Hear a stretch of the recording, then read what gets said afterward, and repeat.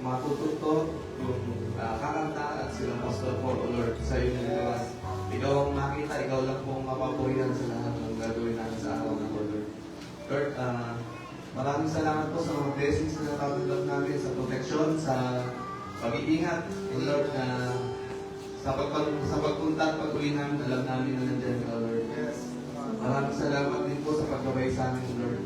Alam po namin na bibigyan niyo po kami ng sapat na pag-iisip.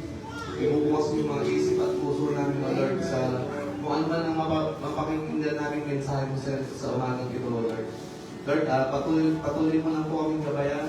Patuloy mo po kaming ingatan, Lord. Lord, alam namin na sa pagsama mo sa buhay namin, O Lord, walang imposible. Lahat kaya namin malampasan, O Lord, yung mga challenges sa mga buhay namin. Patulong mo, ikaw ang bibigay ng lakas sa amin, O Lord.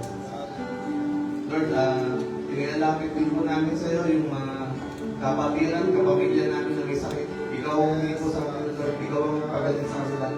Alam namin sa iyo, walang imposible, Lord. Lord, maraming salamat po. Ito po ang aming samot na lang sa araw ng po, Lord. In Jesus' name, Amen. Amen. Praise God. Good morning, church. Good morning po sa bawat isa. Dala po ba tayo ng voice ng Panginoon? Pwede po ba maawit po tayo, amutin po natin ang isa't isa. Let us welcome everyone sa presence po ng ating Panginoon.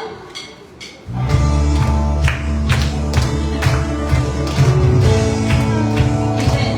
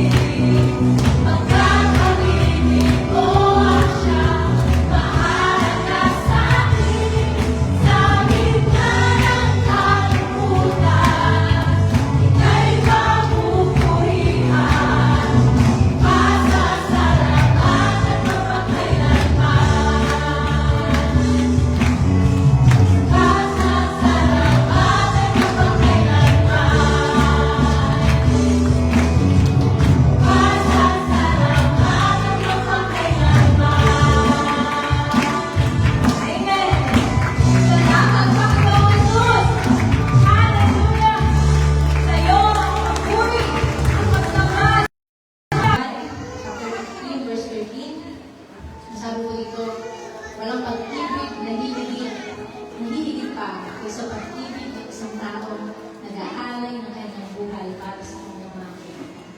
And we are so blessed to know na ito yung ginawa ng Panginoon Jesus para sa bawat isa sa atin. Amen. Yung hari ng mga hari, yung Panginoon ng mga Panginoon, baba sa lupa, upang ialay ng kanyang sarili para sa bawat isa. Only to call you his friend. Upang maunawaan mo, and na bilang pag-ibig mo, na siguro hindi natin ito gagawin para sa ibang tao. But God did this very wonderful thing para sa iyo, para sa akin. Yan yung perfecto at magandang pag-ibig ng Diyos para sa bawat isa. Purihin natin siya dahil may karami sa akin. Wala nang ibang dapat naman as kundi ang Panginoon Jesus.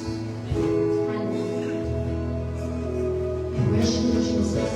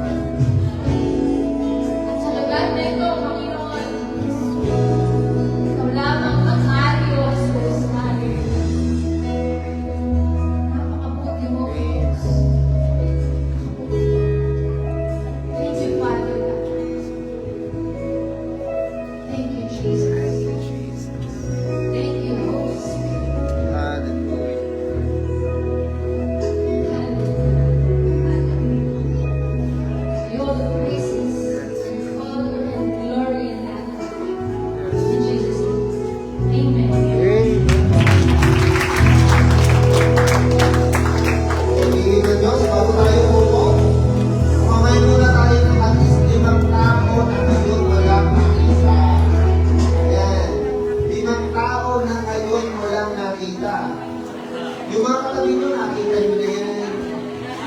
Okay, huwag kayo magdaya. Yung mga sumasakat na yung mga pagkasahan na yung nagkakaroon na, huwag mo kami yun. Okay, Hello, live. naniniwala po tayo, marami pang wala sa gawain ng Panginoon. Sige po, okay lang. Mayroong tao na kayo mo lang nakita sa inyo mo, salamat sa Diyos. Kasama ko na ngayon. Ayun. Good morning. Isang mapagpalang umaga sa bawat isa, lalo na sa mga bago natin kapatid. Ayan, yung mga kapatid natin sa bakal, palapakan niya po natin ang Panginoon. Kasama natin sila, at huwag natin sila mga kasama linggo-linggo. Nananabing tayo na mga kasama yung mga kapatid natin at magiging disiplina natin, welcome kapatid. Welcome sa gawain ng Panginoon sa mga kapatid natin bago. Tapos nga po yung kamay na mayroon ng nakaten sa Christ Center. Tapos nga po kamay. Ayan. Pagkakan nga po natin ang Panginoon. Yun. Kamay. Sa mga nanonood ngayon, through online, ay naniniwala po tayo baka yung mga tao ngayon ay nakakapanood po ang gawain dito sa Christ Center for Harvest. So, isang magkakalong Sunday. We're so happy to see you. At makasama kayo ngayon. Kanina na ako nabanggit ko na Biyernes ng hapon ay linagdag po ako dahil sumasagot ang people natin sa kuyahin natin. Pagkay na ka-nursing speaker na po pwede eh. Nabanggit tayo. Bumibigla na naman yung ating media presentation. Iba na naman yung mukha.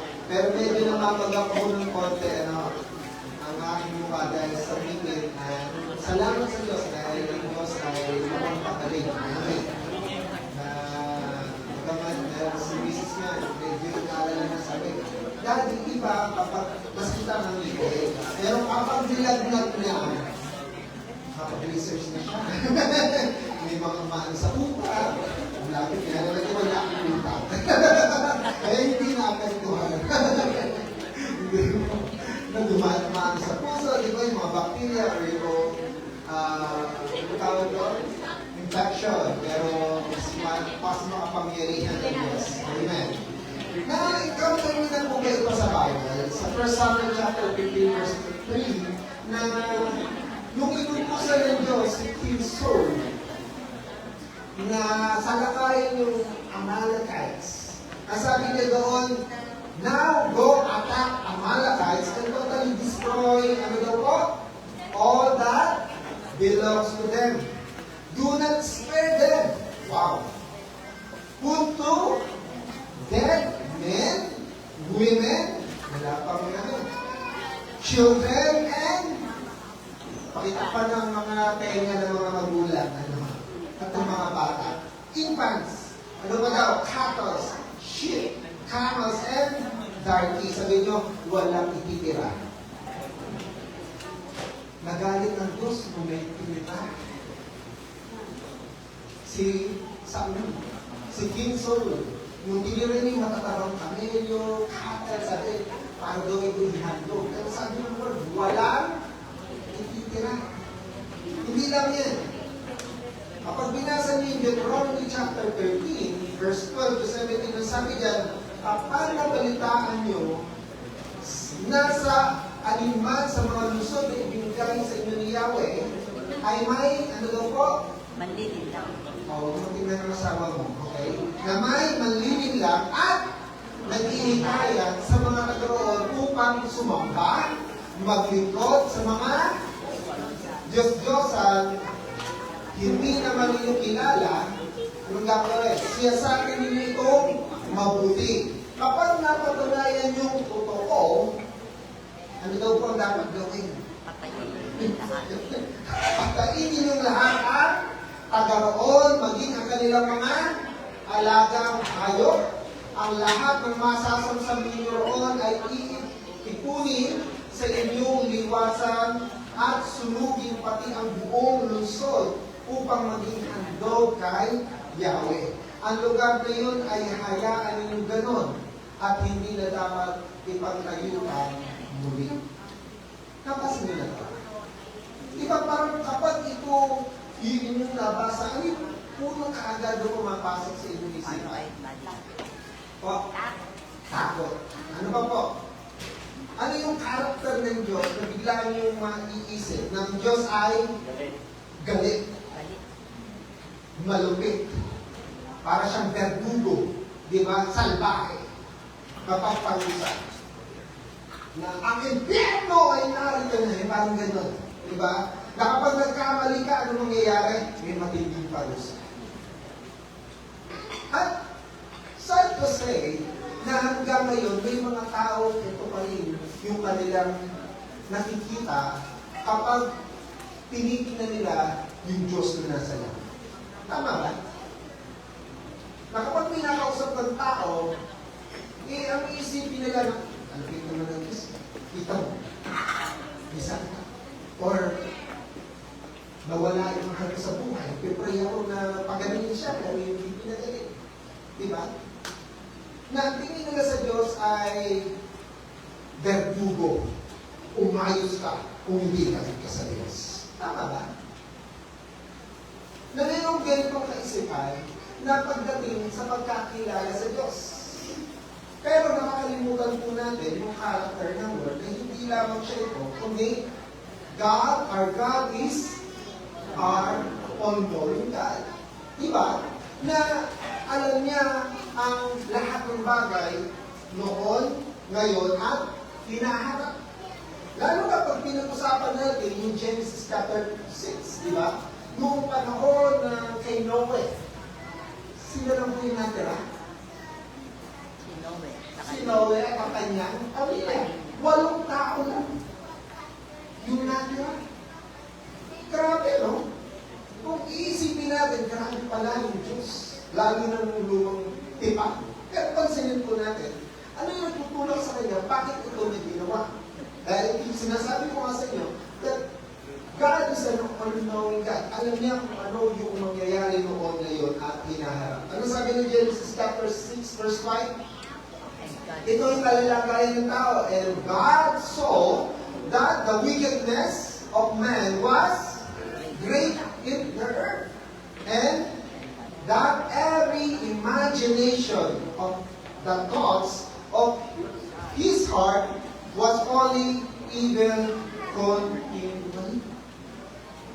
Grabe pala, no? Kumbaga, alam ng Diyos ang magiging product ng susunod na henerasyon. Ano daw po? They will be wicked and evil generation. Kumbaga, parang iniisip natin bakit gano'n. Wala daw titira. Ubusan. Ubusin lahat. Kasi alam ng Diyos, itong susunod na generation ay magiging mas masaul pa sa dati. Kasi ninyo, alam niyo yung story ng Nineveh, ni Jonah? Di ba nung maliliit tayo, naririnig po natin ito? Parang katulad ng isipan ni Jonah, na dahil masama itong bansang Nineveh, hindi na ito magbabago. Pero baliktad naman. Di ba? Yung iniisip natin ito, masama na. Hindi na ito magbabago. Pero ano nangyari? Nung sinabi ni Jonah yung mensahe ng Diyos, ano nangyari? Sabi doon, sila'y nag-ayuno at tumigil at nagbalik loob sa Diyos. Amen. Ibig sabihin, nakakalimutan natin na hindi lang siya all-knowing, He is also a just God and a loving God. Na yung ibang mga tao, iniisip nila ganito ang Diyos. Na yung lumang tipan na Diyos ay salbahing Diyos. Pero tandaan po natin, ang sabi nga ng Lamentation chapter 3, verse 22 to 23, ang sabi nito doon ay, the steadfast love of the Lord never ceases. Kapag sinabi nyo never ceases, hindi daw umuupas, hindi nawawala at hindi nagtatapos. Amen. Kumbaga, ito pala yung pag-ibig ng Diyos. Hindi lang yung puot ng Diyos, yung galit ng Diyos, yung katwiran ng Diyos, kundi ang Diyos din daw ay mapagmahal, kung paano siya ay pag-ibig, ito yung kanyang katangian. Sabi nga, there are new every morning. Kumbaga, ito'y laging sariwa. Hindi Pumupupas, hindi nawawala at hindi natatapos. Kaya nga po, ito yung pag-aaralan natin ngayong umaga. Tumayo po tayo lahat, basahin po natin yung John, 1 John chapter 4, verse 9 through 11. Ako po sa verse 9, and then kayo po yung next verse. 1 John chapter 4, verse 9 through 11. Verse 9. Ipinahayag ng Diyos ang kanyang pag-ibig sa atin nang isugo niya sa mundo ang kanya kaisa-isang anak upang magkaroon tayo ng buhay sa pamamagitan niya. Verse 10. Ang ikaw pag-ibig, sa ilibig natin ng Diyos, hindi tayo ang ilibig niya, sinugo niya ang kanyang anak upang maging handog para mapatawad ang ating mga kasalanan. Lahat po tayo, mga minamahal, kung karoon kalakila ang pag-ibig ng Diyos sa atin, dapat din tayo magmahalan. Sa English po, kinuha ko po ito. Basahin po natin sabay-sabay. In this was manifested the love of God towards us, because that God sent His only Son into the world, that we might live through Him. Herein His love, not that we love God, but that He loves us, and sent His Son to be the propitiation for our sins.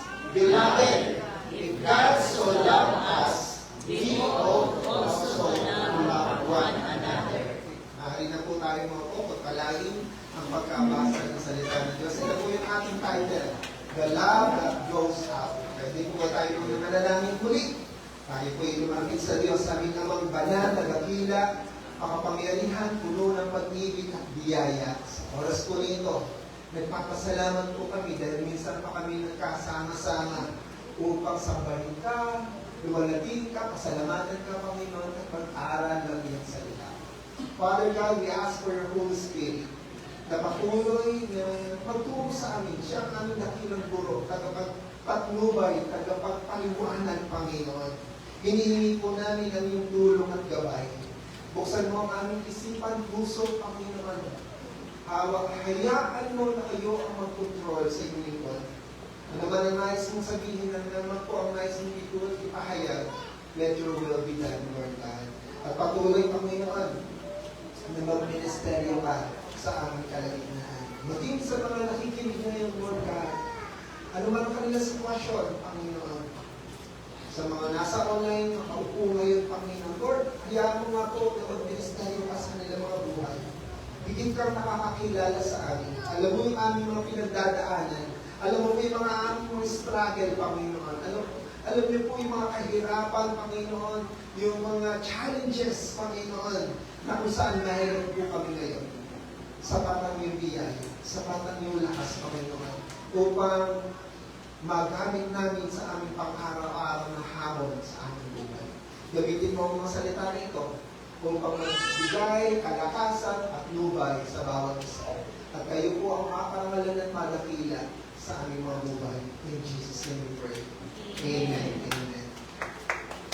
Sa panahon po ngayon, masasabi po natin na meron iba't ibang version ng pag-ibig. Pero, pwede bang makitanggal itong nag-interpret? Sabi nga po, true love doesn't stay inside. It reaches out, gives freely, and brings salvation.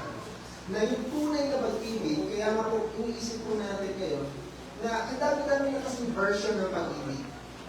Na yung iba, sasabihin nga po natin, pag-ibig sa sarili, pag-ibig sa pamilya, di ba? Pag-ibig sa bahay, sa bagay, di ba? Love this. Pag-ibig doon sa success. Pero iba yung pag-ibig ng Diyos.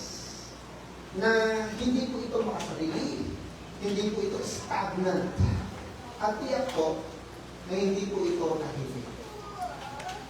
Sabi nga po, ay God's love moves, it acts, it reaches.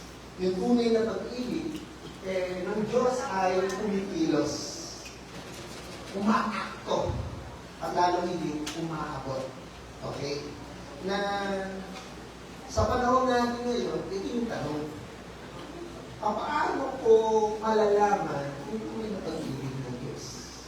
Di ba kanina pinakita natin na ito yung madalas maging isipan ng mga tao patungkol sa Diyos. Salbahe, seryosong Diyos, kaya nga yung iba, bawal ang tawagan. Di ba? Parang nababastos daw ang Diyos. Parang KJ, bawal ang KJ.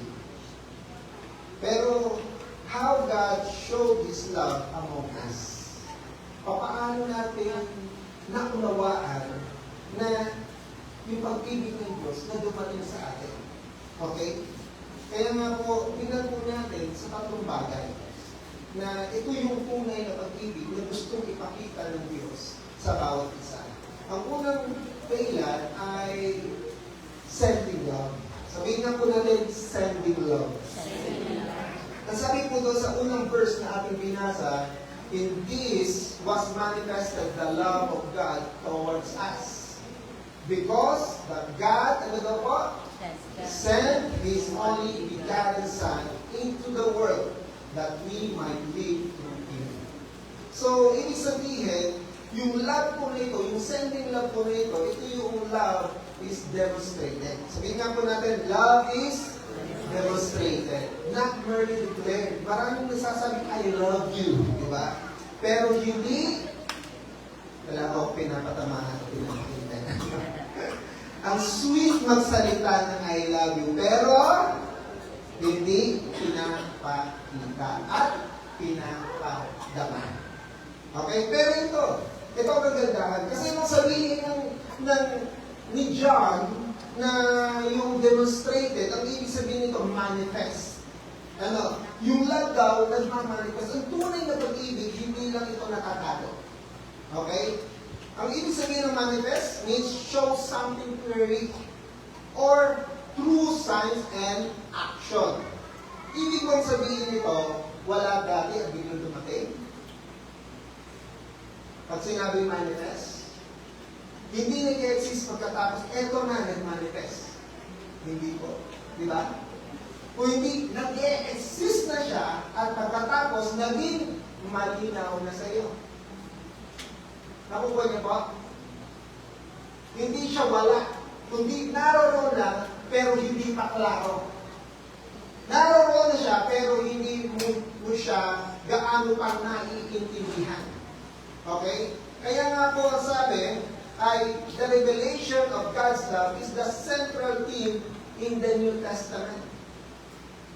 Kapag binasa mo ang bagong tipan, katulad yung nabanggit ko kanina, na grabe, nakakatakot basahin yung Old Testament.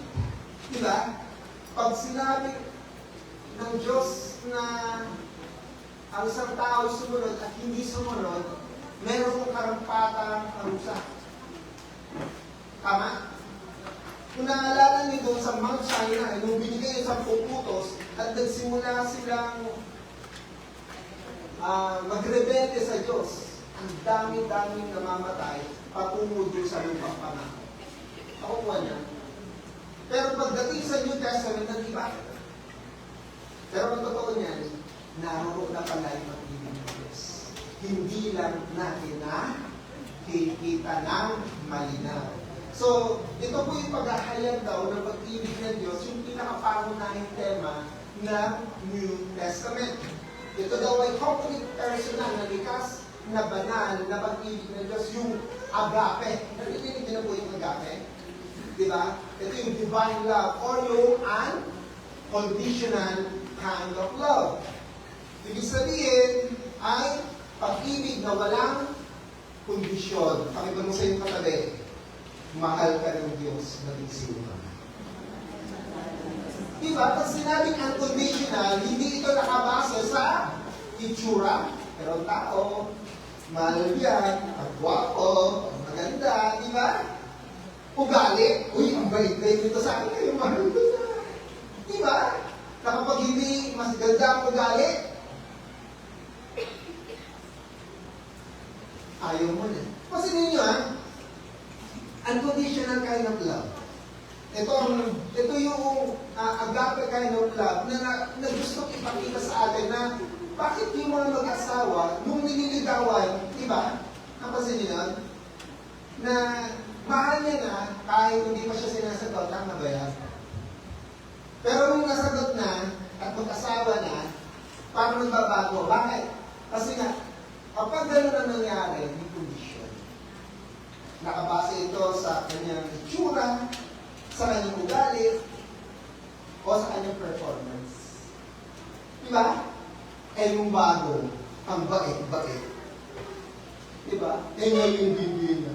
Lahat ng mga tinatago niya, lantaran na. Diba? Pero kung niya sabi nito, ito yung unconditional kind of love. Na doon sa 1 John, yung context ko dito, ang dami mga false prophet na nagtuturo ng mali. At dahil dito, ipinahayag ni John yung pag-ibig ng Diyos sa atin. Yung katotohanan na ito yung inihayag ng Diyos para makita natin, huwag kang magduda sa Panginoon. Amen? Diba, ang daming kaguluhan yung nagaganap. Eh, yung mga tao lumalayo na sa Diyos. Nagtatanong na sa Diyos, kung talagang mahal niya ako, bakit ganito? Bakit ganito ang nangyayari sa kapaligiran? Bakit ako nadudusa? Pero alam niyo po ba, madalas kasi, ang nangyayari, iba po kasi yung consequence sa tinatawag po natin na parusa. Bakit? Maraming pagkakataon, yung mga ginagawa po natin na pangit, or yung mga nangyayaring pangit sa atin, hindi po parusa ng Diyos. Ba? Hindi po. Kundi consequence ng ating mga ginagawa. Kaya nyo, we have free will. Diba? Marami tayong ginagawa sa buhay natin na ang tendency pala, halimbawa ito, nagkasakit ka, nag-pray ka sa Lord, diba? Napagaling ka. O Lord, akala ko ba mahal mo ko, bakit ako nagkasakit? At hindi gumagaling. Pero ano ba yung ginagawa ko noon? Na posibleng ito yung maging consequence ng nangyayari. Or ano yung ginawa ng tao sa'yo kung bakit ito naganap? Niloko ka, diba sa mga negosyo, hindi nagtagumpay dahil umalis, hindi ka sinuportahan. So, hindi ito kasalanan ng Diyos. Tuwa ka, pagkatapos na, doon mo akong pakialaman. Pero kung nagkaroon ka ng problema, ano nangyayari? Di ba tawag ka ng tawag sa Diyos, aray? Sabihin mo sa katabi mo, hindi ko yun. Huwag ka mag-react. Di ba? Na kapag may problema na tawag ka ng tawag at kapag gusto iparana sa iyo ng Diyos yung consequence ng iyong desisyon, ano nangyayari? Hindi ako mahal ng Diyos. Kumbaga, yung ilaw. Kumbaga, madilim na, tapos may ilaw, takpan mo. Okay? Di ba? Madalas, ang ginagawa po natin, inaalis po natin yung cover. Bakit? Gusto kasi natin magliwanan. Okay? Mag-manifest. Maliwanagan yung mga nasa paligid. Ibig sabihin, ganun din daw po yung pag-ibig ng Diyos na hindi daw po ito tinatakot. Amen. Ito dapat daw ay ipinapadala. Dapat ito ipinagmimili na diliwanan. So, it manifests. Gusto ng Diyos yung pag-ibig niya, makita po natin. Hindi lang po yung nagmamanifest, kundi God didn't give His love as secret. Okay? Maraming tao kayo yung mga lihim na pag-ibig. Kinikip-kip din ang tao. Tama ba? Na kapag mahal mo isang tao, hindi mo ito sinasabi. Hindi mo ito pinapakita, tinatago mo ito. Pero ang Diyos, hindi po siya ganito eh. Hindi po ito yung character ng Panginoon. He showed His love by sending. His love wasn't passive. Di ba? Pinakita niya ito sa pagpapadala ng kanyang kaisa-isang anak. Amen. It took action. Meron siyang ginagawa. Hindi ito nananatiling nasa isip, nasa puso, kundi may pag-akto. Alam niyo po ba yung ginamit na word na send doon? Ang ibig sabihin daw po nito yung apostole. Ibig sabihin to order to go to a place appointed. And then to send away. Dito po nagsimula yung word na apostol. Yung mga apostol, meron silang appointed na pinagagawa sa kanila ng Diyos. Okay? Yung mga disciples, di ba? Na inutusan ng Panginoon to go and make disciples. Di ba? So, nung sinabi ni John na sinend yung kanyang kaisa-isang anak, eh, ipinapakita na mayroon siyang order. Okay? Naalala ko tuloy, sino po rito yung nung mga dalaga at binata ay nakareceive ng gift mula sa hindi kilalang tao? Meron ba? Lalo nung gusto nyo nun, yung bigla na lang may bibigyan sa'yo ng papel, o makikita mo na lang nasa bag mo, or may ibang tao mag-aabot, biglang tatakbo. Oy, kasi ngayon, ano na yun, high-tech na ngayon eh. Ano, isang cent lang eh. Tama? Pero noon, meron silang mga taong inuutosan para magbigay ng flowers. Ano na yung the best yung na-receive? Bato. May kilala ako, sino? Grabe. Estudyante pa yun, ha? Ganun niya kamahal yung kanyang crush.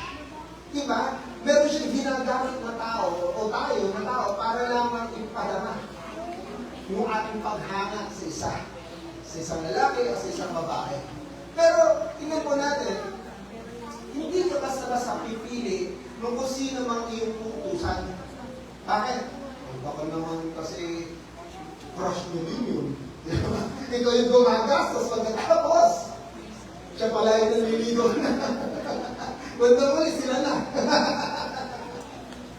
Diba? Pero ito yun. Kaya nga ang sabi rito, sinuko niya yung kanya isa-isa. Ang sabi po sa John, chapter 5, verse 19, sinabi ni Jesus sa kanila, ang totohanan sinasabi ko sa inyo, walang anumang magagawa ang anak mula sa kanyang sarili, kundi ang kanyang nakikita niyang ginagawa ng Ama. Amen. Kumbaga si Jesus, yung begotten Son, eh wala daw ginagawa na para lang sa kanya sarili na gusto ko to eh. Kundi lahat daw ng kanyang gagawin ay ayon sa pinapagawa ng kanyang Ama. Pansinin niyo po ito. Itong word na begotten Son, pagdating kay John, eh lagi niya po itong ginagamit. Sabi nga po ng John chapter 1:14, the Word became flesh and made His dwelling among us. We have seen His glory, the glory of the one and only Son from the Father, full of grace and truth. Kumbaga, ito yung description ng the one and only Son. Hindi siya basta-basta kahit sino pwede na.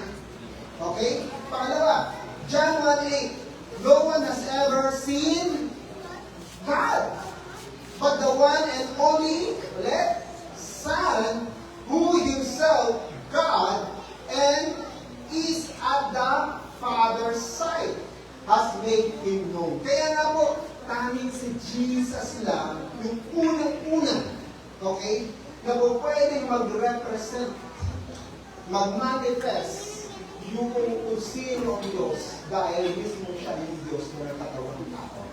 Amen. Diba? In the beginning was the Word, and the Word was with God, and the Word was God.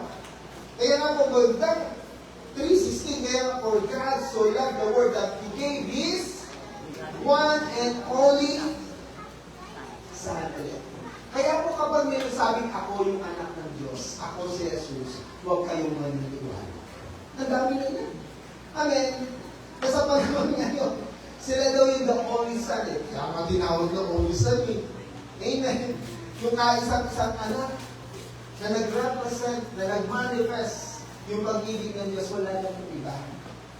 At iyak siyang darating, pero huwag po tayo maniniwala na kung sino-sino lamang yung magdideklara. Amen. Kapag sinabi ko yun, umuwi na ho tayo. Ano? So, tignan po natin grabe, pinadala ng Diyos hindi po mga anghel. Hindi propeta. Kung hindi, yung kanyang kaisa-isang anak. Para ipadama at ipakilala kung sino siya. Masabi nga po that the incarnation is the visible expression of God's invisible love. Ulitin po natin. The incarnation is the visible expression of God's invisible love. Hindi mo talaga natin maunawaan yung tunay na pag-ibig ng Diyos kung hindi dumating ang Panginoon sa Kristo. Amen. Diba? Mananatili tayo doon sa kaisipan na ito ang Diyos malupit salbahan. Sabalik, nung siya ay dumating, sabi nga po, nung sinubo niya yung kanyang kaisa-isang anak, He sent, kaya nga po love, diba? Yung sending love na tinatawag. Sino po yun? Si Jesus.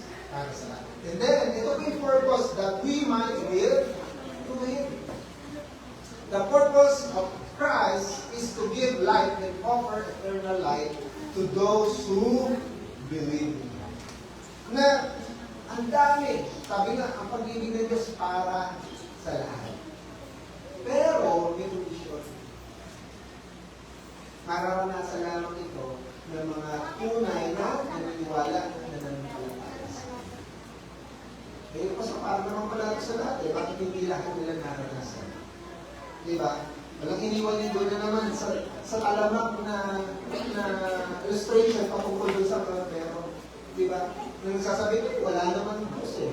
Tingnan mo ang kabuluhan. Tingnan mo ang gulo-gulo dito. Pero sabi ng yung minister doon sa barbero, alam mo, hindi rin ako naniniwala ng barbero. Siyempre, papayag ko pa, barbero pa. Tapos sasabihin sa hindi. Diba? Bakit? Kaya tingnan nyo, may mga mahahaba ang buhok. May mga gusgusin yung buhok. Eh, paano? Hindi sila lumalapit sa tiyan ko, di ba? Paano sila gugupitan? Bagaman available yung pag-ibig ng Diyos, narito, tapos na nga. Ginawa ng Diyos that everyone have eternal life. Mayroong salvation. Pero bakit wala? Kasi nga po, wala nananampalataya at lumalapit sa Panginoon. Ibinigay, sinend, pero available, amen? Available ang pag-ibig ng Diyos. Kaya nga po, tayo, ngayon, gusto natin ipahayag. Hindi lamang yung kabutihan ng Diyos, maging yung pag-ibig ng Diyos, sino man.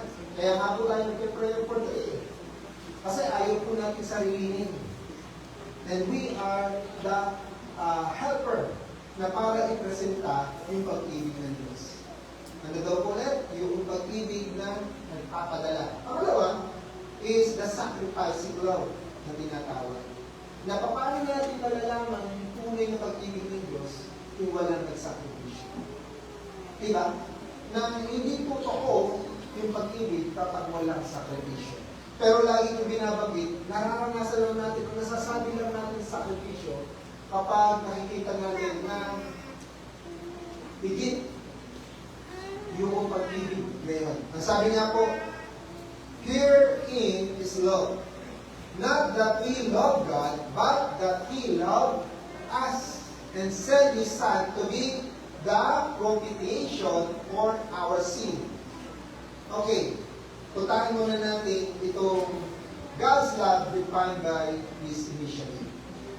Ipinakikita yung pag-ibig ng Diyos dahil siya yung una. Siya yung initiative ng kanyang pagmamahal sa atin. Love starts with God, not with us. Tama ba? Na ang Diyos yung unang umibig sa atin at hindi tayo yung umibig sa Kanya. Hindi tayo nag-initiate. Kaya lang tayo kumilala doon kasi meron mo siya. Naalala niyo? Kaya lang natin na-appreciate yung pag-ibig ng Diyos kasi meron nagsabi sa atin. At pagkatapos nung unawaan natin ito at naniwala tayo, doon natin ito nanggang. Pero wala, talaga siya yung nauna. Kasi nagawa niya na yung una pa man. Okay? So, tingnan po natin. Ang sabi nga ng Romans 5:8, but God demonstrates His own love for us in this. While we were still sinners, Christ died for us. Na ito yung pagde-demonstrate ng pag-ibig ng Diyos. Nang habang tayo ay makasalanan pa, okay, namatay si Jesus para sa atin. Tingnan nyo, nung bago pa tayo nung bago pa natin mahalin ng Diyos, ito yung kalalagayan natin. Una, we are sinners. Tama? Pangalawa, we are rebellious. Matitigas ang gulo natin. Kung ano yung gusto ng Diyos, yun na ang ayaw natin. Aminin. Diba? Pangatlo, we are separated from Him. Pero itong good news, yet He loves us first. Diba? Kaya sa kabila na tayo makasalanan, na tayo matitigas ang ulo, rebellion, hiwalay tayo sa Diyos. Sabi niya, ang Diyos ang unang humana sa atin. Hindi niya nahihintay yung perfect timing. Kung hindi, He sent His Son while we were still sinners. Hindi niya nahihintay na makapagbati tayo sa Kanya. Dahil alam niya, hindi ka makikipagbati. Totoo, hindi. Diba? Hindi ikaw yung unang nakipagbati sa Diyos, kundi siya yung unang nakipagbati sa iyo. Kaya makibulong sa katabi, makipagbati ka.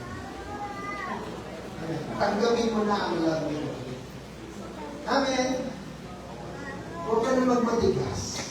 Dahil madalas, ito nga imagine nyo ito nakakalungkot isipin na yung pag-ibig ng Diyos pinagama, pinakita, pagkatapos hanggang ngayon, hindi pa rin ito.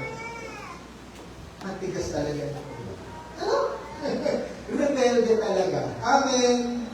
Buti na lang, hindi tayo. Diba? Buti na lang, hindi tayo yun. Kumbaga, naunawaan mo ngayon yung pagmamahal ng Diyos sa iyong buhay. Ito pa.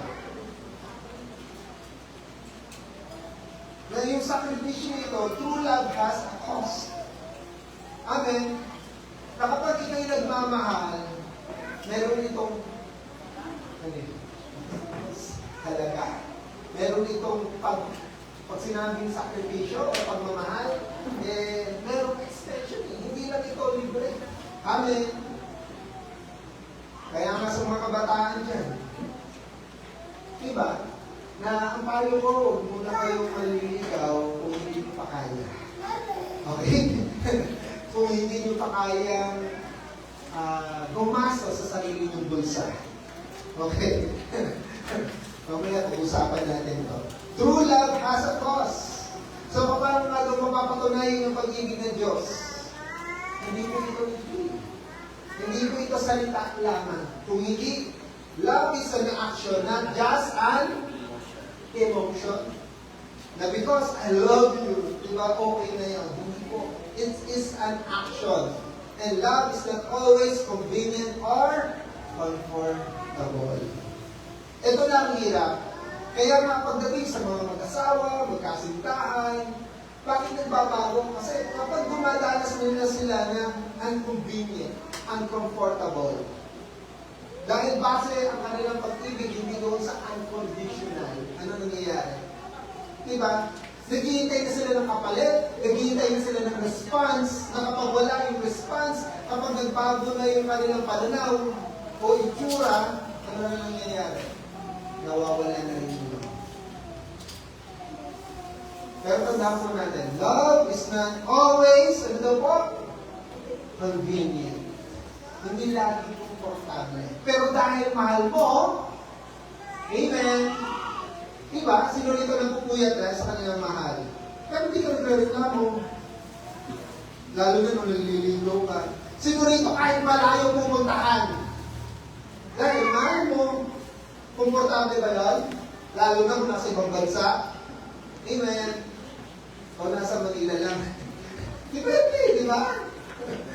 O sino rito, di ba gagawin mo ang lahat? Because, sacrificing love. Ano sabi po ng John? Here is, sabi dito, ito ang pag-ibig, hindi sa inibig natin ng Diyos, kundi tayo ang inibig niya at isinugo niya ang kanyang anak upang maging handog para sa pagpapatawad ng kasalanan. But He loved us and sent His Son to be the propitiation for our sins. Alam niyo po yung word ng propitiation ay 3 beses lamang ginamit sa King James Version. Okay? 3 beses lang. Unang gumamit si John, dalawa, si Peter, o si Paul. Dito po sa John chapter 1, verse 4 to 10, ginamit po yung propitiation. Pangalawa, dito atras ho tayo, 1 John 2. Sabi niya, and He is the propitiation for our sins. Christ is the atoning sacrifice that takes away our sins and the sins of all the world's people. Wow! Kaya nga po yung cross, yung kamatayan ni Jesus sa cross, hindi lamang ito nangyari at nagkaroon ng bisa nung panahon nila, 2,000 years ago. Nasabi ni John, ano daw po? Yung kanyang kamatayan ay nag-alis at nagpatawad ng kasalanan na buong sanlibutan, hindi lamang noon, kundi maging yung mga tao sa buong mundo. Kaya nga, for God so loved the world. Pangatlong propitiation na ginamit dito sa Romans. Kasabi, whom God has set forth to be a propitiation through faith in His blood. God sent Christ to be our sacrifice. Christ offered His life, or life's blood, so that the faith in Him, we could come to God. And God did this to show that in the past, He was right to be patient and forgive sinners. This is also show that God is right when He accepts people who have faith in Jesus. Kumbaga, ito pong salita po nito ay nagpapakita kasi ng Old Testament. Kumbaga, yung propitiation, yung atoning sacrifice ay halos isa lang. May kaugnayan po ito noong panahon na para mabawasan yung galit. Yung kanina sabi natin, to appeasing the wrath of God. Yung dahil sa kasalanan, dahil ang Diyos ay banal, ayaw ng kasalanan. Tama? Kaya sa Old Testament, especially in the book of Leviticus, chapter 16, doon ipinakita na kailangan nyo magpatay. Mag-sacrifice. Okay? Kailangan nyo ng atoning sacrifice. Yun po yung propitiation of our sin. Na kapag nag-sacrifice kayo, mawawalan, mababawasan yung galit ng Diyos. Pero ito ang good news.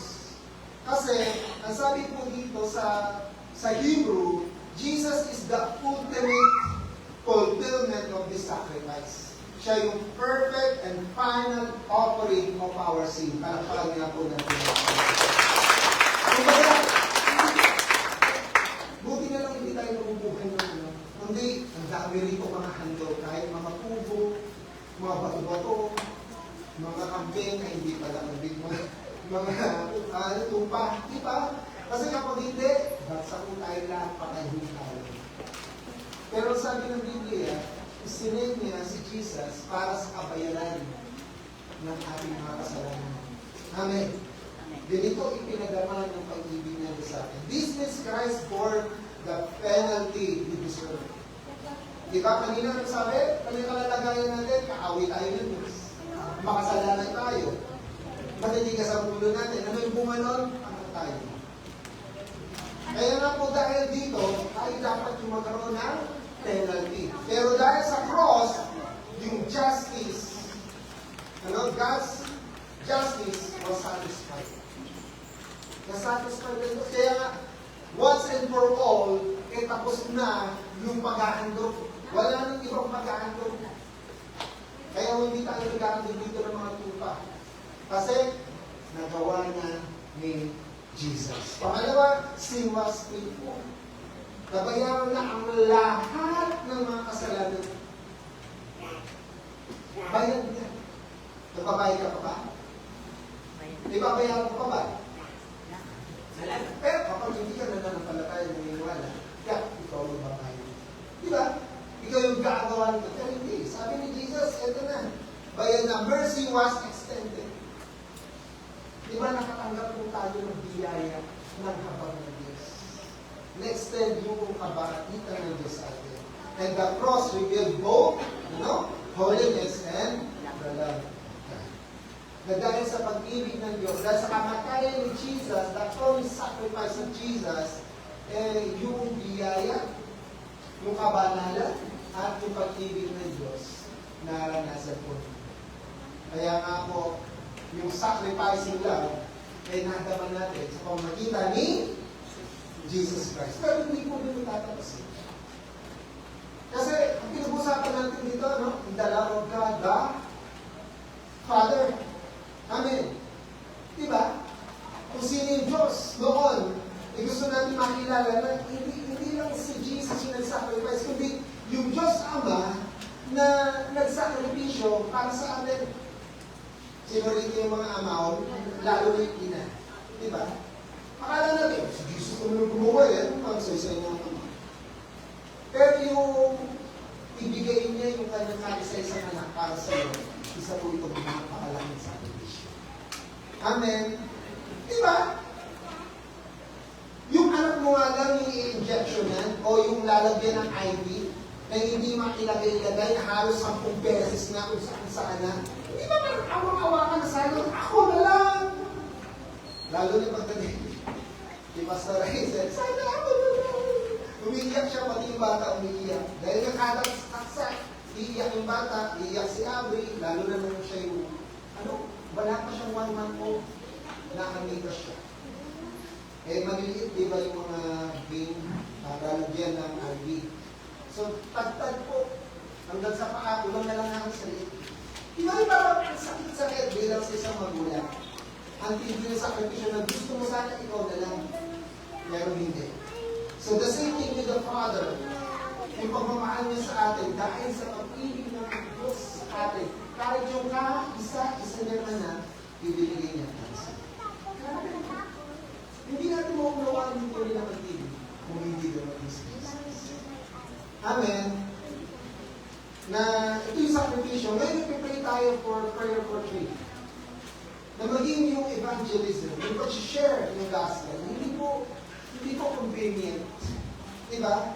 Minsan, lalo na kung yung sharean mo galing sa'yo, o walang tiwala sa'yo, di ba parang lululukin mo ang iyong pride, pero dahil mahal mo sila, ayaw mo sila makaharap. Gusto mo malaman nila yung katotohanan. Amen. Hindi convenient na magsasama-sama kayo, pagpapay sa kanila. Hindi, may sakripisyo. Pero dahil nga mahal mo, sabi nga, love push you beyond what convenient. Diba, kahit hindi ka convenient, ito yung nagtutulak sa'yo dahil mahal mo sila. The same thing sa Lord, dahil mahal ka niya. Mahal niya yung mga mahal mo sa buhay na hindi pa nakakakilala. Gusto na Diyos madama din nila yun. By sacrifice. By sending. By sacrifice. And this, the last one is by steering love. Ano po yung steering love? Ang sabi po rito, behold, o beloved, if God so loved us, we ought also to love one another.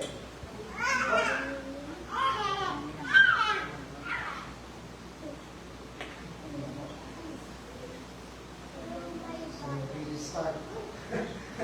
Magaling yung timing namin, pero nga ng punto. So, ibig sabihin, ay nawala ko dahil mag-really start. Yung pangatlo ay yung steering love. Ang sabi ng Biblia, dahil sa ganito, naranasan yung pag-ibig ng Diyos ngayon. Magmahalang kayo sa isa't isa.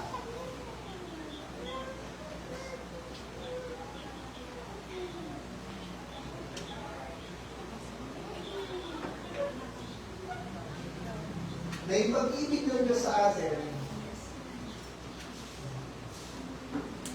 ay gusto niya hindi lamang nananatili. Diba sabi ko nga, yung love may action. Amen. Hindi ito nasa puso lamang, hindi lang ito emotion na mahal ka niya at mahal mo sila. Kung hindi ito ay gumagalaw. Amen. Na gusto ng Diyos na sa buhay natin, mag-steer. Ano ba yung steering? Diba? Napansin niyo sa mga naglalaba, lalo na yung naglalaro ng sabon, di ba? Yung batya, kapag tinikot mo yung tubig, ano nangyayari? Wala doon sa iyong action na nangyayari. Unti-unti. Di ba? Gumagalaw lahat. Okay? Na yung pag-ibig ng Diyos, sabi niya dahil naranasan mo, dahil minahal ka ng Diyos, dapat daw, ano sabi? Mahalin mo ang iyong kapwa. Merong response.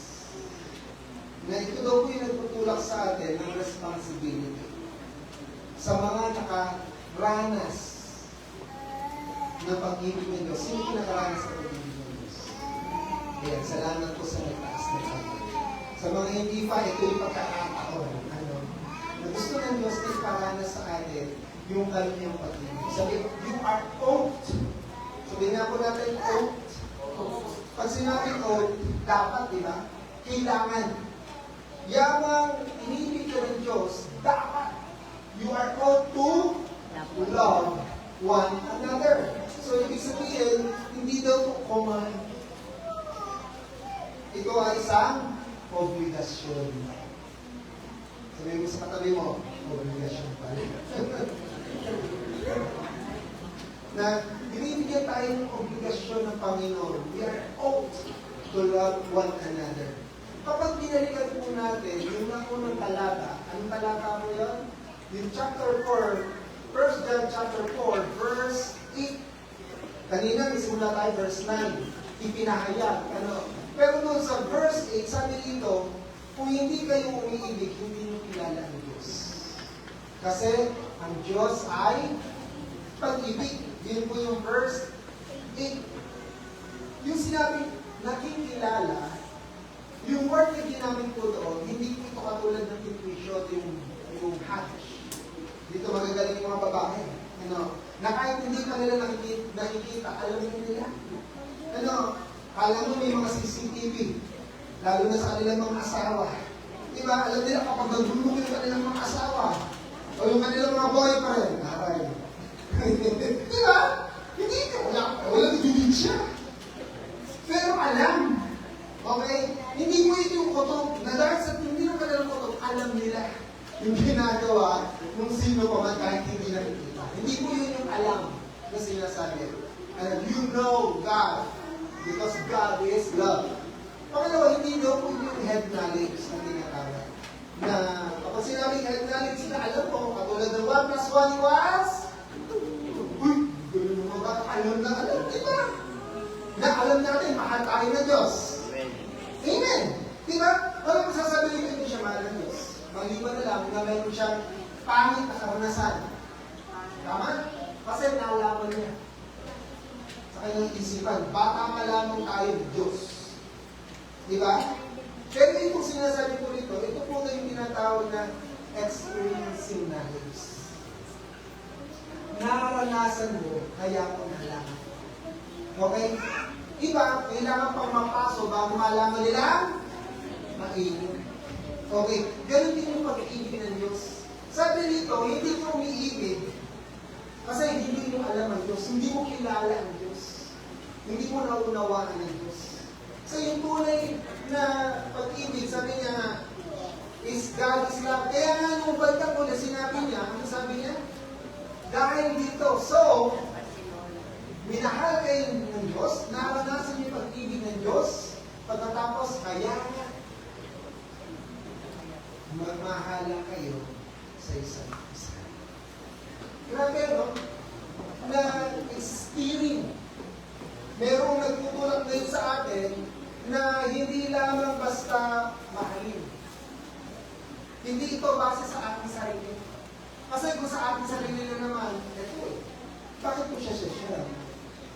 Bakit ibabahagi yung pag-ibig ng Diyos? Okay mo sa akin. Diba? Pero yung tunay daw kung nakaranas ng pag-ibig ng Diyos, nag-i-steer. Ito nga po sabi, God's love is great obligation. Hindi daw po ito optional sa mga Kristiyano. It is the responsibility of a Christian. Diba? Responsibility mo ngayon. Kaya nga tinanong ulit, sino rito nakaranas ng pag-ibig ng Diyos? Amen. Diba? Sa lahat na nakaranas nito, ngayon, binibigyan tayo, pinapakita sa atin na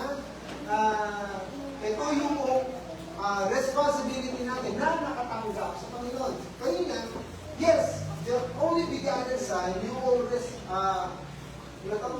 Representative. Siya yung unang nag-manifest. Tama? Pero hindi natatapos ko doon. Kaya nga po si John, pinapakita niya, okay, si Jesus yung exact representation. Wala nang ibang ihihigit doon para maunawaan niyo yung pag-ibig ng Diyos. Tama? Pero ngayon, dahil naipagdamani ng Diyos, naipakita na ng Diyos noon, hindi na kailangan mo nang bumalik si Jesus. Sabi niya, ikaw, na nakaranas nito. Ano sabi? Dapat. Kaya, hindi ko option. It's your responsibility na yung pag-ibig ng Diyos ay ipadama. Sabi nga, whoever does not love, does not know God. Kaya nga, kung hindi ko umiibig, ibig sabihin, hindi mo alam o kilala ang Diyos. Diba? Na pinapakita doon na dahil wala kang pag-ibig ng Diyos, hindi ka talaga marunong magmahal. Patututunan mo lang yung tunay na pagmamahal kung mararanasan mo yung pagmamahal na binibigyan ng Diyos. Amen? Ako pa niya, naiintindihan niyo po? Nawala dito ulit. Na dahil dito, pinapakita sa atin yung the obligation. Na ito yung nais ng Diyos na makita sa atin, na mag-replicate. Na tayo yung ginagamit ngayon ng Diyos para ipadama at sa mga tao yung gusto niyang ipadama. Okay? Our love for others is the evidence that God's love has transformed us. Kasi ito na tayo mabaguhin. Amen. Kapag po na mong naunawaan, katulad nito, kung natao tayo sa ating mga kasalanan, inibig tayo ng Diyos, hindi ka nag-iisa. Amen. Meron pagbabago magagalaw. May transformation magagalaw. Meron pagbabago magagalaw sa buhay. At dahil dito, ito yung ebidensya na nasa sa iyo yung pag-ibig ng Diyos. Nagtotoo yung pag-ibig na naranasan mo. God's love becomes our pattern. Meron tayong pattern. Hindi ko kali-kali yung pag-ibig lang. Ito ang kagandahan. Ipinagama na ni Jesus. Pinakita na ni Jesus. Hindi ka naman kumukulat. Hindi ka nagagawa ng ibang pattern pa. Kundi ipinakita na ni Jesus. Na, ano sabi, ito yung pag-ibig ng Diyos. Paano tayo minahal ng Diyos? Sacrificially, unconditionally, generously, patiently, forgiving. Di ba? Na kung sino ka man, minahal ka ng Diyos. Oo, yun ang ganun. Hindi mo ba mamahalin ng Diyos? Hindi mo ba mamahalin mo yung sarili? Lalo na yung mga hindi pa nakakakilala sa Panginoon. Di ba? Ginawa ito ng Diyos, ito yung pattern. Kailangan ka sa Diyos. Kailangan ang condition. Kasi, ano sabi? Una tayong minahal ng Diyos. Hindi na naghihintayin na kumatok yung tao para sabihin, Lord, sorry. Diba? Hindi na hinihintay ni Jesus sa Panginoon na lumapit ka sa Panginoon. Kundi ikaw yung lalapit. Amen? Diba? Diba naman sa tabi ko, huwag mo na hinihintay yung lumapit. Diba? Madalas kasi iniisip natin, paano ba naman yan, Pastor? Busy po lagi. Ano ginagawa mo? Nag-pray. Kaya mo hindi nagtatapos sa panalangin, hindi nagtatapos sa puso, hindi nagtatapos sa emosyon, nagsasend, nagsasacrifice, nag-i-spear. Amen? Diba? Sabi nga, this is how we are called to love one another. Christians are called to imitate God's love. Tinawag tayo to imitate God's love. Bakit? Dahil itong kawalingian, God's love must reach others.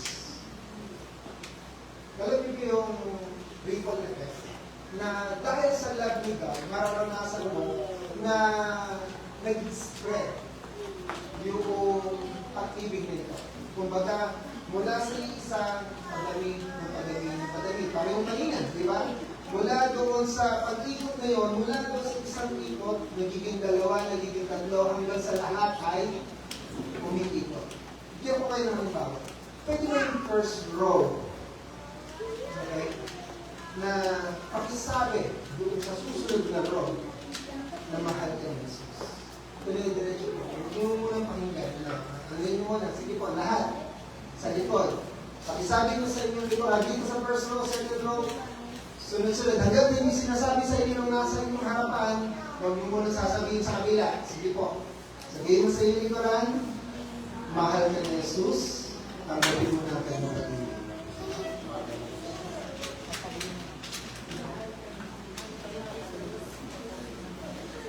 Pansinin ninyo. Sige po. Tuloy niyo lang. Tuloy niyo lang. Okay, ano po yung na-obserbahan niyo? Iba na iiyak. Nandito na lang tayo sa Diyos. Iba walang pakialam. Hayaan mo din. Tatapos din yan. Iba hindi nakarating. Bakit? Kasi may blanco eh. Nakita niyo yung mga blanco na yan? Diba? Imposible na maririnig kayo dahil wala naman nagsabi sa kanya.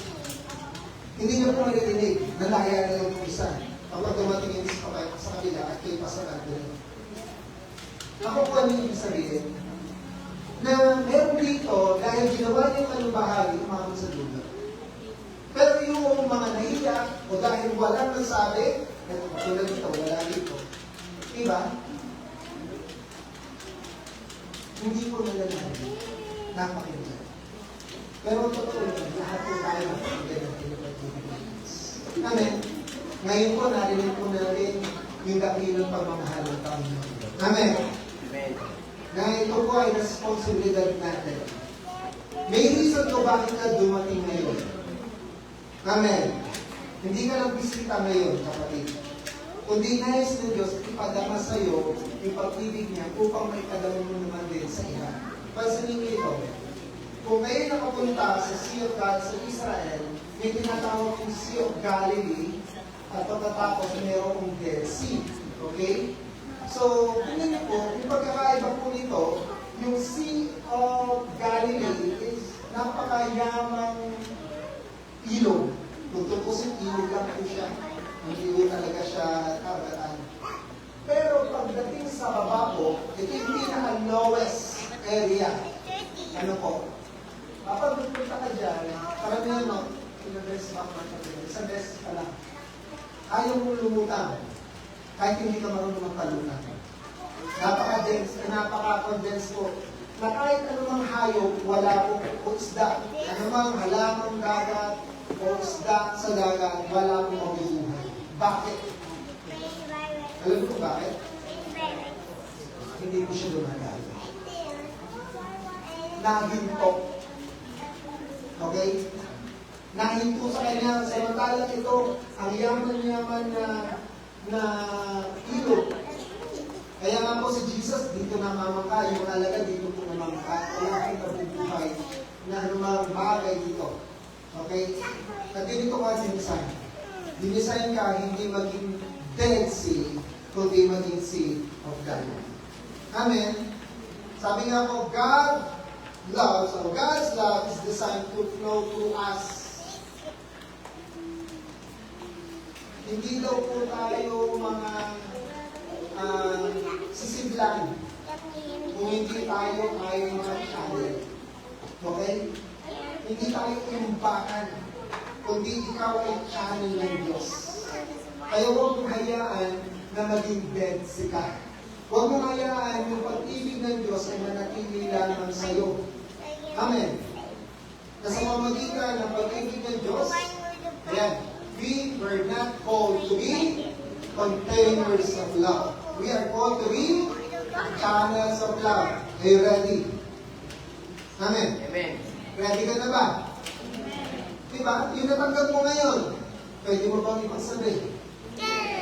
Diba, ang dami mong sinasabi sa Facebook, pero yung pag-ibig ng Diyos na dapat sana marinig ng marami, hindi mo nila nakikita at nababasa. Amen. Kaya nga po, ito po yung ating assignment. This week, tanungin po natin ang ating mga sarili. Saan ka pinapadala ng Diyos? Saan ka gustong gamitin ng Diyos? Okay? Kung ito'y nag-aaral, hindi ka kailangan lumayo. Pero itanong mo sa Lord, Baka hindi lamang sa school, hindi lamang sa work, hindi lamang sa iyong kapitbahay, na kung ano ang iyong chinichismis, o ano ang chinichismis sa iyo. Okay? Then what sacrifice are you being called to make for someone's soul? Anong sakripisyo?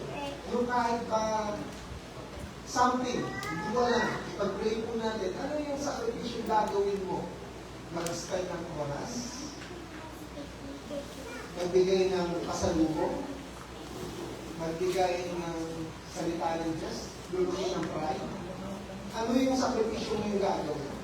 And number 3, how can you overflow with His love to share the gospel? Paano mag-overflow yung pag-ibig ng Diyos sa'yo? Kaya nga po, let love move you, let love send you, and let love overflow through you. Tumayin po tayo lahat.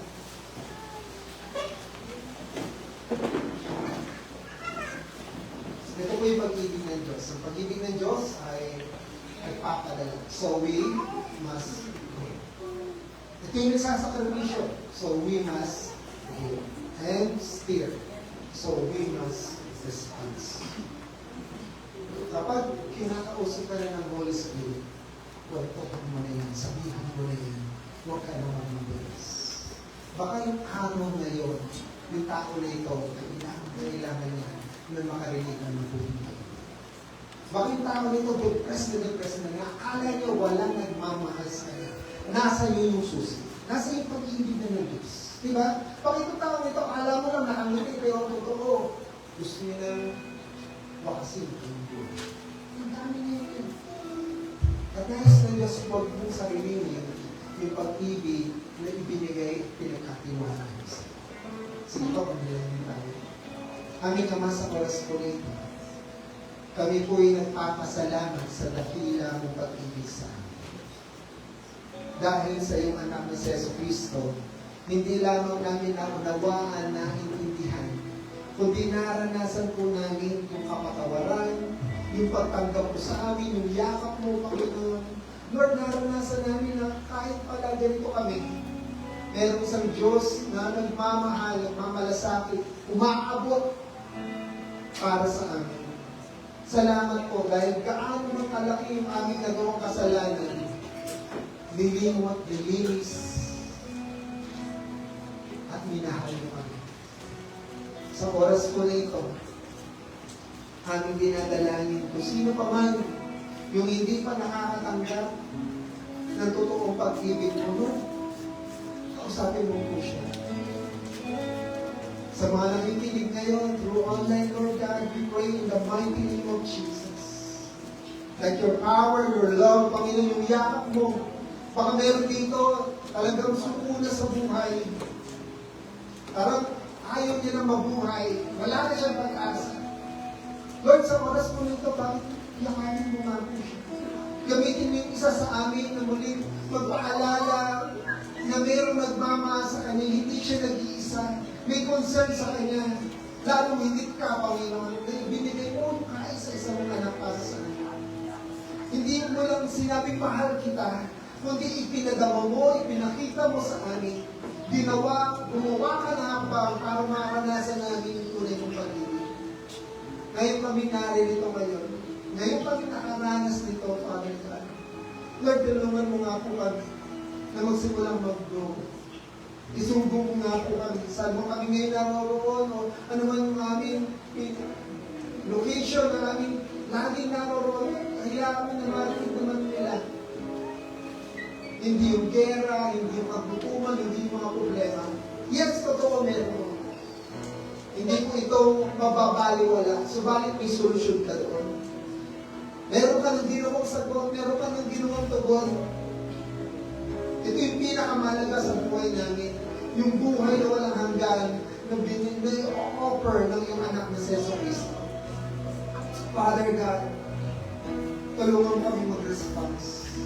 Tulungan mo kami na huwag hayaan na maging container lamang ng pag-ibig mo. Kundi sa oras mo na ito, hayaan dumaloy, mag-overflow yung pag-ibig na naranasan mo sa amin. Upang sa oras na kayo'y nag-usap sa amin, ibahagi ang love mo sa iba, Panginoon, sa aming kaibigan, sa aming kamunggagawa, sa aming kapitbahay, sa mga aming mga masaluhay. Lord, hindi kami mananahimik. Lord, in the mighty name of Jesus, by the help of your Holy Spirit, Lord, bigyan mo nga po kami ng kapangyarihan, ng tapang, Panginoon, ng lakas.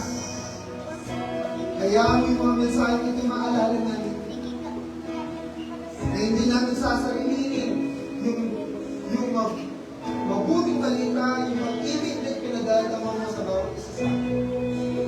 God, ito po kami, Panginoon. Send us. Use us for your glory. Tulungan mo kami huwag manahimik. Tulungan mo kami huwag manatili lamang na tinatago yung pag-ibig na naranasan natin. Lord, maraming salamat kung paano ikaw'y mabiyaya, mapagmahal, Panginoon. Lord, eto kami, Panginoon. Magkakaroon ng bunga, magkakaroon ng epekto, Panginoon. Aabot sa mas marami pang tao. Lalo hindi yung mga mahal namin sa buhay, Panginoon. Hindi namin nahayaan na maubos yung oras na hindi namin mapapanggit yung dakilang ng pag-ibig sa kanila. Kaya maraming pong salamat sa oras na ito. Aming dinadalangin yung mga tao.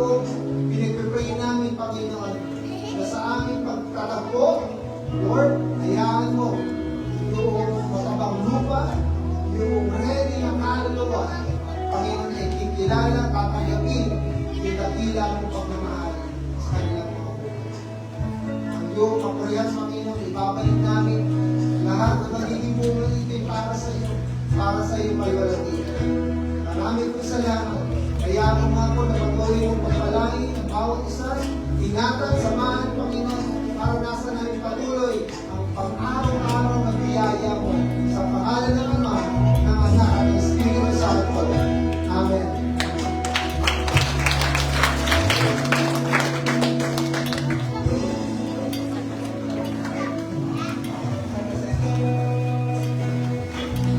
Okay, tama-tama po pala. Ngayon po ay first Sunday of the week. Imagine, August na. Lalapit na yung bear. At pag nag-bear, ang bilis na humin, ano? Parang hindi naman 2026. No? Kumbaga, ang ano na yun, 8 na, no? 8 months ang nagdakal. Ganito kabilis yung pala. Sige po, yaman ito po yung ating special na araw. Nice po natin kaya gusto natin magkasama-sama every first Sunday dahil ating pinaalala yung banal na hapunan at doon sa banal na hapunan na yun ay pinapakita at pinapaalala inutos po sa atin ng Panginoon si Cristo dito po sa aklat na 1 Corinthians chapter 11 bago daw po magapunan, ang Panginoon Jesus ay ginawakan yung tinapay, pinagpira-piraso at ibinahagi sa mga alagad. Sige po, tanggapin po natin yung mga tinapay. Yan, iba po, wala pa. At pagkatapos din noon, ay kinuha din yung saro. Sabi ito yung saro, ito yung dugo na pinagtitiway ng aming tipan para sa inyo. Sige po, sa mga nakatanggap na, tumayo po tayo.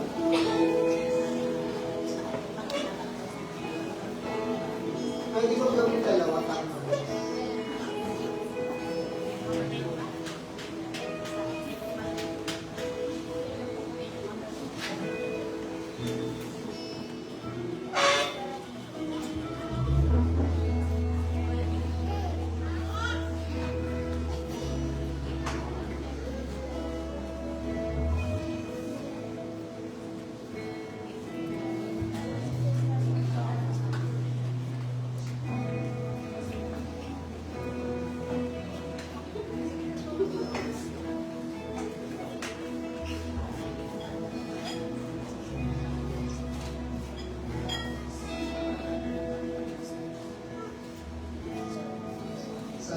sa 1 Corinthians chapter 11, verse 23, dahil tinanggap rin mula sa Panginoon, ibinibigay ko rin sa inyo na ang Panginoong Isus ay sa gabi na siya ay pagkamuno ay kumuha ng tinapay.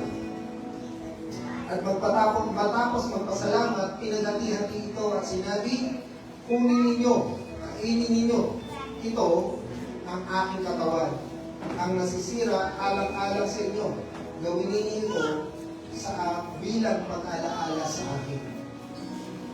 Hindi na po ito bago sa atin. Every mahal na araw, nakikita po natin, napapanood po natin yung The Passion of Christ. Kung paano si Kristo tinagupit, nilatigo, at nagkahiwa-hiwala yung kanyang laman. Hindi po literal. Sabalit sa symbol na yung tinapay na ito ay hindi basta lamang pinutol, kundi pinagpirang-piraso. Okay? Hindi madali. Kaya nga kanina, pinag-usapan natin yung sakripisyo. Yung matuso ka lang ng karayong, napakasakit na. Tama? Pero yung kagupitin ka ng 39, kailangan higit. Nung ipako ka sa krus, nung patungan ka ng tinig, grabe. Ano? Ganito describe yung katawan ng ating Panginoon Jesus. Hindi po madali. Pero because of His love for us. Diba? Dahil sa pag-ibig ng Diyos sa atin, ginawa niya ito para sa atin. Tayo po'y paggabi natin ito nila.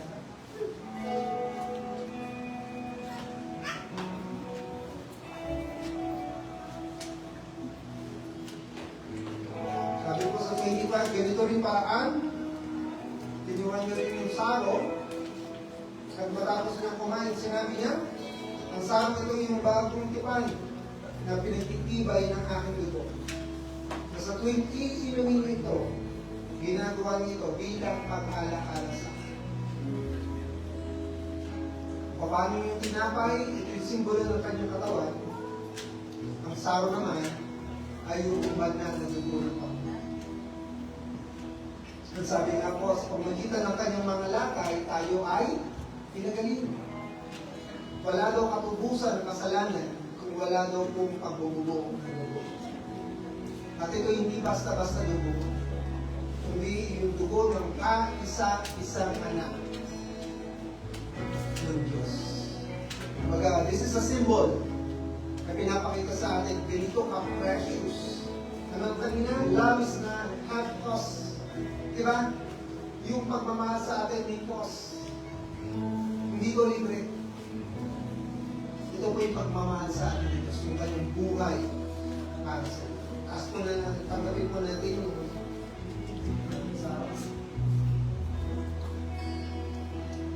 sa oras po nito, magpasalamat ka sa Panginoon.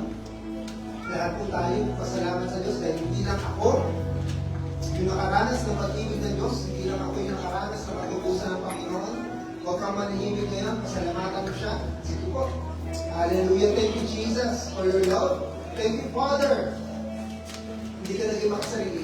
Inalay mo, ibinigay mo ang iyong kaisa-isang anak para madama namin, maunawaan namin ang pag-ibig mo. Salamat po, Panginoon Jesus.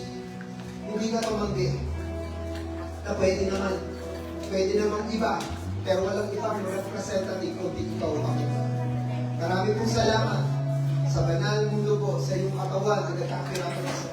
Dahil dito, nasatisfy yung buot ng Diyos. Upang sa ganun, kami ng makasalanan ay magkaroon ng kapatawaran mula ngayon kailan pa man. Once and for all, Panginoon, wala nang sacrifices, wala nang pagbubuo ng dugo, wala nang sino man yung pwedeng gumawa na ito sa pagpapatawad ng aming mga kasalanan. At salamat po, dahil namin ngayon naunawaan na walang ibang pwedeng magsakripisyo nito, kundi ang iyong anak na si Jesus. At ito po'y aming pinaalala hanggang sa iyong muling pagpabalik, Panginoon Jesus. Na darating ka, sasalubungin mo ang iyong mga anak. Sa bawat isa na nanampalataya, sa bawat isa na tumanggap, Panginoon. Na ngayon, Panginoon, narito kami naghihintay ng iyong maging pagbabalik. Kaya maraming pong salamat sa iyong pag-ibig, sa iyong kadakilaan, Panginoon, sa banal mo dugo at sa iyong katawan. Salamat sa kagalingan, Panginoon. Salamat sa kapatawaran ng mga kasalanan. Ito ay aming sabot mananalig sa pangalan ni Jesus. Amen. Amen. Pagdating sa Diyos.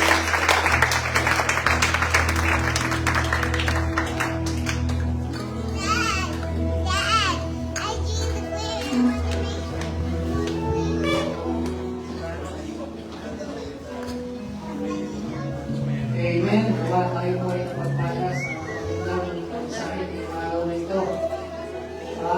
May isang tao po, na ayaw daw po niyang maging born again. Nung tinanong ko po, bakit ayaw mong maging born again?